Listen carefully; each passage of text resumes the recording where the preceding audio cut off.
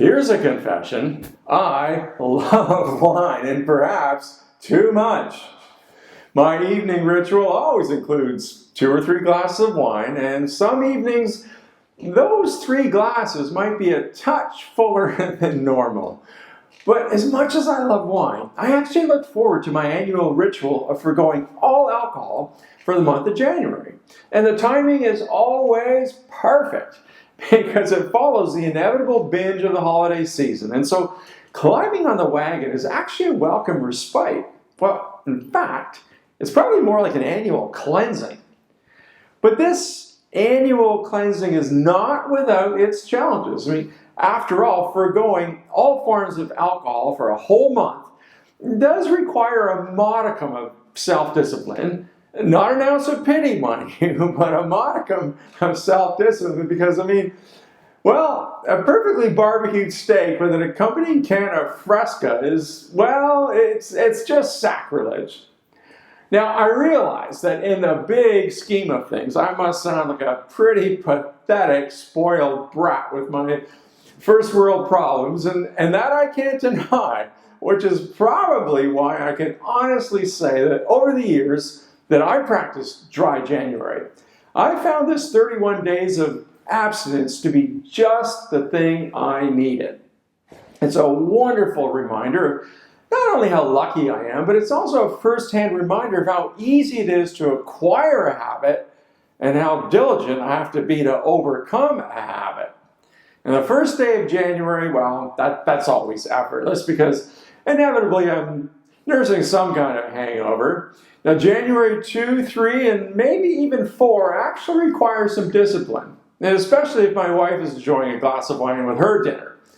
But then, by the time day 5 rolls around, I'm no longer bothered by anything because my annual dry January has become a non-negotiable rule.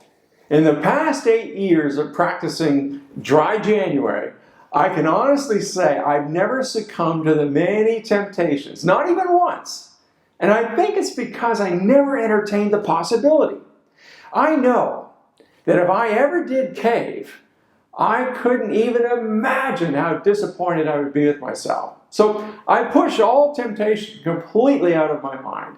And as I said earlier, as trite and pathetic sounding as my little temptations are, and they really are trite and pathetic, the benefits of going 31 days without a sip of alcohol are always so welcome and refreshing that come February 1, I inevitably entertain the thought of giving up alcohol forever. Because invariably at the end of every January, I always feel so much better, both mentally and physically. But more than anything else, I love the indescribable feeling of having initiated a little self-control. Now, if you're interested in joining the annual Dry January Club, let me give you a quick tour of some of the many advantages I experienced during my month of abstinence. Well, you'll inevitably wake up with more energy and vitality than you may have thought possible. And I think that happens for 2 reasons. 1, you sleep better and much deeper. And 2, your body requires a shit ton of energy to metabolize alcohol. So instead of wasting all that energy on a senseless task, it invests all that excess energy in cellular rejuvenation and restoration. Another thing is your memory is just better. Like for me, I stopped telling the same story twice, and I actually remember who done it when I think about the murder mystery I watched the night before. And another thing is you'll go to parties and be startled by the effects a few drinks can have on other people, which is always a not too subtle reminder of what I must be like when I'm drinking. And I think my overall demeanor and attitude about life in general is a little more laid back, more even keeled, and perhaps even a bit more optimistic. And another thing, if you take on dry January, you'll become acutely aware of the calories in alcohol because I assure you, you'll shed fat effortlessly.